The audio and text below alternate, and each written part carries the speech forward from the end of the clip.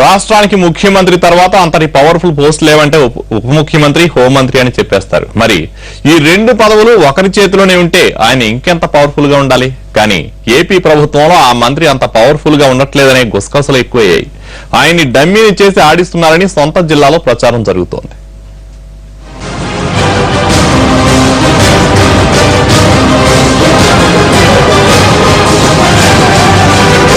నిమ్మకాయల చినరాజప్ప ఆంధ్రప్రదేశ్ రాష్ట్రానికి ఉప ముఖ్యమంత్రి, హోంమంత్రి కూడా ఈయనే. ప్రభుత్వంలో సీఎం తర్వాత అంతటి కీలక పోస్టులో ఉన్న ఆయన ఏమాత్రం హవా చెలాయించలేకపోతున్నారు అన్న ప్రచారం జరుగుతోంది. ఆయన ప్రమేయం లేకుండానే హోంశాఖలో చాలా నిర్ణయాలు జరిగిపోతున్నాయట. రాష్ట్రంలో కాదు కదా, కనీసం సొంత జిల్లా తూర్పు గోదావరిలో కూడా మంత్రి గారి పవర్ పనిచేయట్లేదంటున్నారు. సొంత జిల్లాలో సొంత ఊళ్ళో కావలసిన వారిని నియమించుకునే స్థాయిలో ఆయన ప్రభావితం చేయలేకపోతున్నారని అనుచరులు కూడా అసంతృప్తిగానే ఉన్నారట.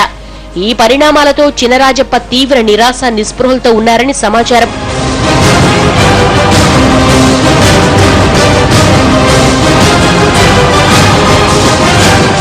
నిమ్మకాయల చినరాజప్పకు రాజకీయాల్లో మంచి పేరుంది.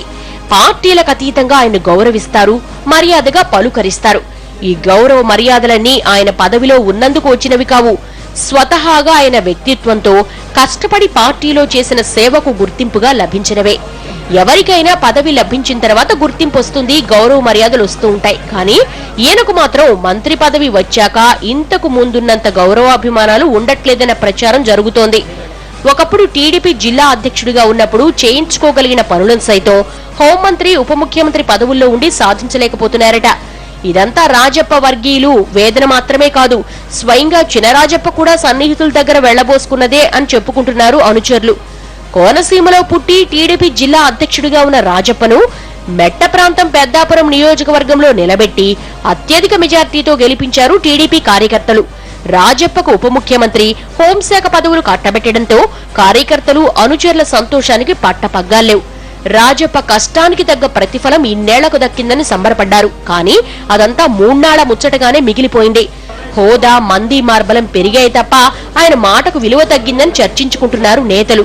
ఏ పదవులు లేనప్పుడే రాజప్ప చాలా హుషారుగా ఉండేవారని, కానీ ఇప్పుడు పేరుకే గొప్ప పదవులు ఉన్నాయని, వాటిని వేరెవరూ అనుభవిస్తున్నారని అనుచరుల్లో అసంతృప్తి అంతకంతకు పెరిగిపోతోందట. మంత్రిగా తనకు అనుసన్నల్లో ఉండాల్సిన హోంశాఖలో చినరాజప్ప ముద్ర కనిపించడం లేదు. ఆయన చూసుకోవాల్సిన హోంశాఖను వేరొకరు వెనకుండి నడిపిస్తున్నారన్న ప్రచారం జరుగుతోంది. రాజప్ప లాంటి నమ్మకస్తుడికి హోంశాఖ కట్టబెట్టడం వెనుక అసలు మర్మం ఇదేనా అంటూ కోనసీమ తమ్ముళ్లు చర్చించేసుకుంటున్నారు.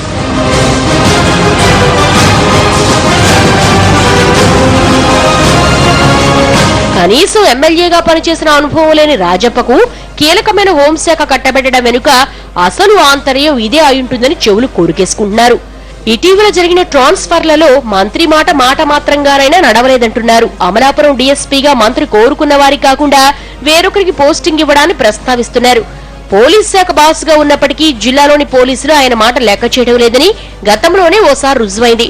తన మాటను లెక్క చేయడం లేదని ఓ డీఎస్పీ స్థాయి అధికారిపై చినరాజప్ప ఓ సందర్భంలో ఆగ్రహం వ్యక్తం చేశారన్న వార్తలొచ్చాయి. అయితే డీఎస్పీల బదిలీల సమయంలో రాజప్ప సిఫార్సును పక్కన పెట్టి అమలాపురంలో వేరొకరికి పోస్టింగ్ ఇప్పించారట పార్టీకి చెందిన కీలక నేత ఒకరు. ఆ అధికారి రాజకీయాల గురించి తెలుసుకుని జాయిన్ అవ్వడానికి వెనుకాడుతున్నారట. లేనిపోని తంటాలెందుకని తన పోస్టింగ్ మార్చమని కోరుతున్నారట. పార్టీలో కీలక నేత ఒకరు ఫైళ్లు క్లియర్ చేసి పంపిస్తే వాటిపై సంతకం పెట్టడం తప్ప సొంత శాఖలో ఏమీ చేయలేకపోతున్నారని చినరాజప్ప ఫీల్ అవుతున్నారట. జిల్లా ఎస్పీ సైతం హోంమంత్రిని పెద్దగా పట్టించుకోవడం లేదు అన్న గుసగుసలు డిపార్ట్మెంట్ లో వినిపిస్తున్నాయి. ఎస్పీలు, డీఎస్పీలు కాదు కదా, కనీసం కానిస్టేబుల్ ను బదిలీ చేసే స్థితిలో కూడా హోంమంత్రి లేరని పోలీసులు చెవులు కొరుక్కుంటున్నారు. ఇదే విషయంపై తన సన్నిహితులతో ఆవేదన వ్యక్తం చేశారట రాజప్ప. తనకు అనవసరంగా ఈ శాఖను కట్టబెట్టారని, కనీసం ఎమ్మెల్యేగా ఉన్న ప్రశాంతంగా పనిచేసుకునేవాడని ఫీల్ అవుతున్నారట. తనను నమ్ముకున్న వాళ్ళకి ఒక్క పని చేసి పెట్టలేకపోతున్నారని ఆవేదనతో చినరాజప్ప ఉన్నారట.